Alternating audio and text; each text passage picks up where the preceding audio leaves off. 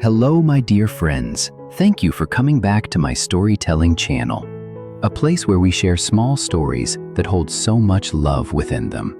Have you ever asked yourself, what is happiness? To me, happiness is simply waking up every morning, having a job to do, someone to care for, and hearts that quietly stand by your side. Today is one of those days, a peaceful morning where sunlight slips through the window, where the laughter of a child fills a small kitchen, and where I suddenly realize happiness has never truly left me. If you too believe that happiness often comes from the simplest things, don't forget to hit subscribe and join me on this journey, where every story is a small piece of love, and perhaps you might just find a part of yourself within it. This morning, as the mist still blanketed the mountainsides, I woke up. The sound of forest birds chirping outside the porch blended softly with the breeze that drifted through the small garden behind my house.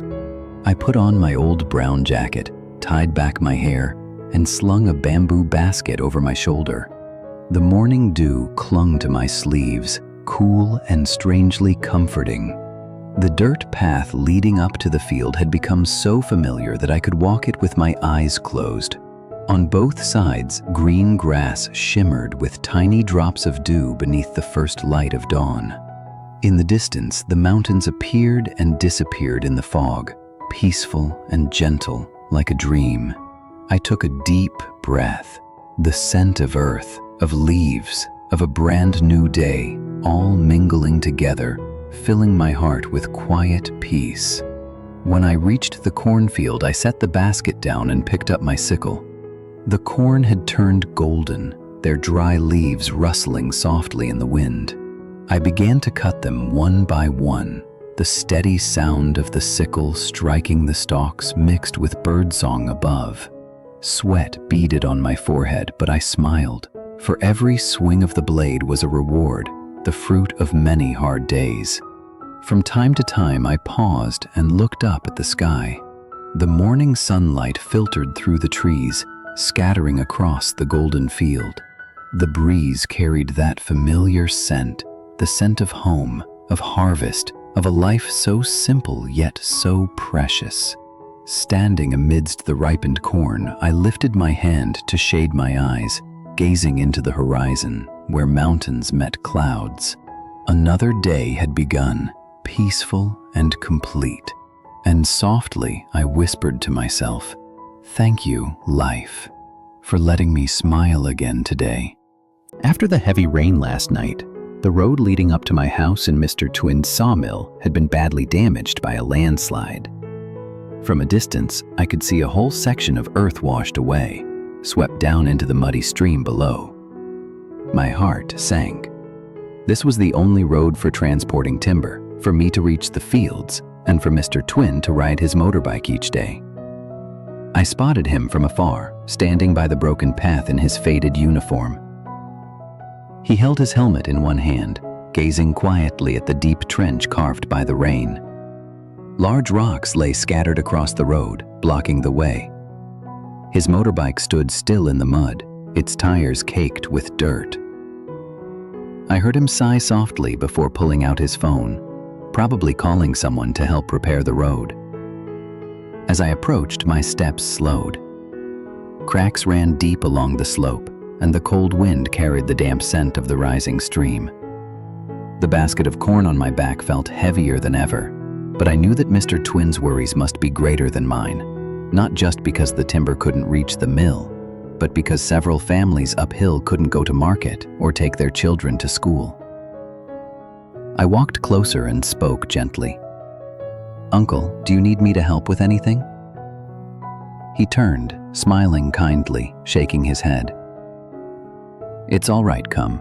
I'll take you home in a bit. I've already asked someone to come and fix the road soon." I looked at him, his face calm yet weary. The road might be rough and broken today, but somehow my heart felt warm. Here in the mountains, no matter how hard life gets, people still find a way to lean on one another and keep going. He didn't say much more, only sighed softly, then quickly lifted the sack of corn from my shoulder and placed it onto his motorbike. The rain began to fall harder, the sound of the wind blending with the distant rustle of the forest. He adjusted his old soldier's helmet, turned to me, and said gently, "Get on, I'll take you home. The road's too slippery. I wouldn't feel right letting you walk alone." I hesitated for a moment, but then climbed onto the back of the bike. The slope was steep, the wheels grinding through the red mud, and every sharp turn made me hold my breath. Yet Uncle Chwin remained calm, his hands steady on the handlebars, his voice even as he told light-hearted stories about this year's corn harvest. When we finally reached my house, he stopped the bike and helped me unload the heavy sack. Then, in his warm, thoughtful tone, he said, "If it rains hard again tomorrow, bring little Swai over to my place. My house is sturdier. It's not safe to stay in your hut when the rain gets this strong." I looked at him, unable to find words, only managing a grateful smile. In the cold air of the highlands, sometimes it takes nothing more than a few simple words of care to warm a person's heart. The rain kept falling, softly and unhurriedly. I stood there, watching as Uncle Chwin's figure disappeared into the misty green of the forest. And deep inside, a quiet sense of gratitude bloomed for the kindness that still lives on, even in these rugged mountains. As I crouched beneath the small bamboo hut, picking the last few ears of corn, the sky suddenly darkened. Raindrops began to fall, slow at first, then steady, tapping softly against the damp earth. I sighed quietly and reached out to cover the unwrapped corn with my scarf, hoping to keep them dry. Just then, my phone rang. It was Nam. His voice came through, low and warm, yet tinged with urgency. "It's starting to rain hard. I'll come pick up little Swai." I pressed the phone close, worry slipping into my voice. "The road's slippery. Please be careful, okay?" He chuckled softly on the other end, that calm, familiar tone easing something inside me. "Don't worry, I know the road well. Just stay put, both of you. I'll be there soon." A short while later, through the misty curtain of rain, I saw his figure appear at the kindergarten gate. Nam walked quickly, holding Swai securely in his arms.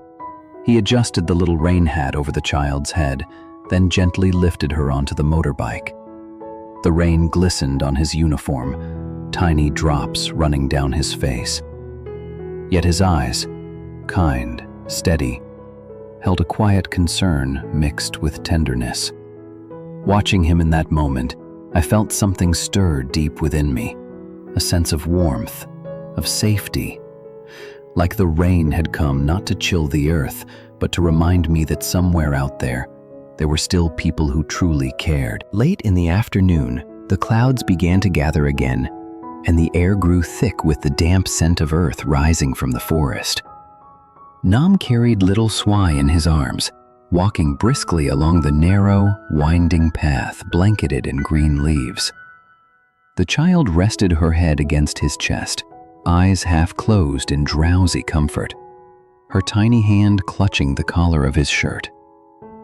He smiled softly, looking down at her, a quiet sense of peace washing over him, simple yet profound. By the time he reached the small bamboo hut, I was already standing at the doorway, still holding a bundle of corn. Seeing him approach, I hurried forward to take the child. A gust of wind swept through, bringing with it the scent of rain, and soon droplets began to fall, pattering gently against the thatched roof. "It's raining. Come inside before you get soaked," I said, my voice tinged with concern. Nam nodded, handing Swai into my arms before closing the hut door behind him. The rain grew heavier, trickling through the gaps in the roof and falling in tiny streams onto the earthen floor. He slipped off his jacket and draped it gently over the sleeping child. We sat together beside the small bamboo table. The kettle of green tea hissed softly on the clay stove. steam rising in white ribbons that mingled with the cool mist outside. Nam began telling me about his morning, how he'd seen smoke rising from the hut and felt his heart ease. At that moment, he said quietly, "I just thought, as long as you two are safe, that's enough." I smiled, meeting his eyes. A warmth bloomed in my chest. "Maybe happiness is really that simple," I said softly. "Just having someone to care for and a place to return to." He paused, then nodded slowly, his tone calm and sincere. "You're right. Life can be poor, but as long as there's love and kindness in the heart, any place can feel like peace." Outside, the rain kept falling steadily, each drop landing on the roof like the slow rhythm of time itself. Nam stood and began hanging the corn up under the eaves.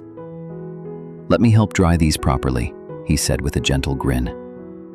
"When the sun comes back, they'll turn golden and sweet." I watched him, the firelight flickering across his face, the sound of the rain surrounding us.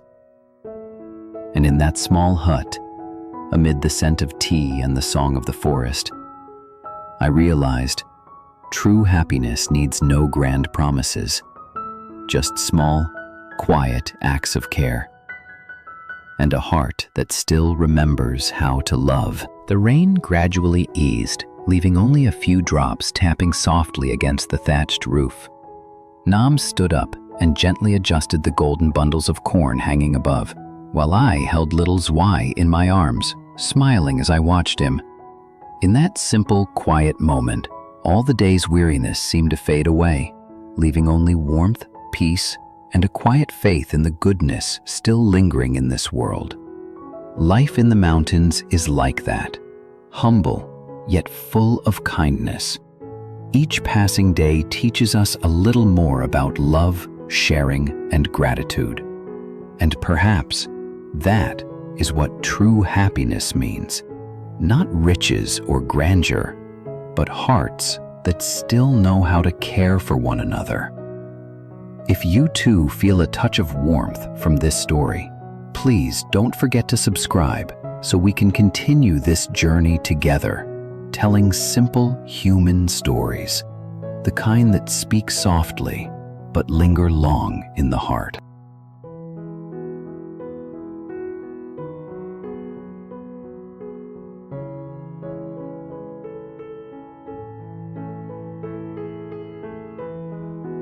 Chúng ta vừa cùng nhau đi qua một hành trình nhỏ nhưng lại chất chứa thật nhiều cảm xúc, từ những nỗi buồn, những giọt nước mắt cho đến cả những khoảnh khắc bình yên, giản dị vô cùng quý giá. Cảm ơn bạn đã đồng hành và lắng nghe đến tận những giây phút cuối cùng. Mỗi một lượt xem, mỗi một ánh mắt dừng lại, mỗi một trái tim cùng đồng cảm đều là nguồn động lực để cho những câu chuyện như thế này được tiếp tục viết nên. Nếu cuộc sống còn bộn bề, đôi khi chỉ cần những giây phút lắng lại là sẽ nhận ra rằng niềm tin, lòng nhân ái và sự sẻ chia luôn có sức mạnh chữa lành kỳ diệu. Và cũng chính nhờ có bạn, người không này dành thời gian quý giá để đồng hành, mà hành trình của nhân vật trong câu chuyện này trở nên trọn vẹn hơn, ấm áp hơn. Dù phía trước vẫn còn nhiều chông gai, nhưng chỉ cần trái tim con người biết hướng về nhau thì bóng tối nào cũng sẽ được soi sáng bởi một tia hy vọng. Xin gửi đến bạn lời cảm ơn chân thành nhất. Hẹn gặp lại các bạn trong các tập tiếp theo, nơi câu chuyện còn tiếp tục mở ra và những bước chân kiên cường luôn mơ ước lặng lẽ và niềm tin chưa bao giờ tắt.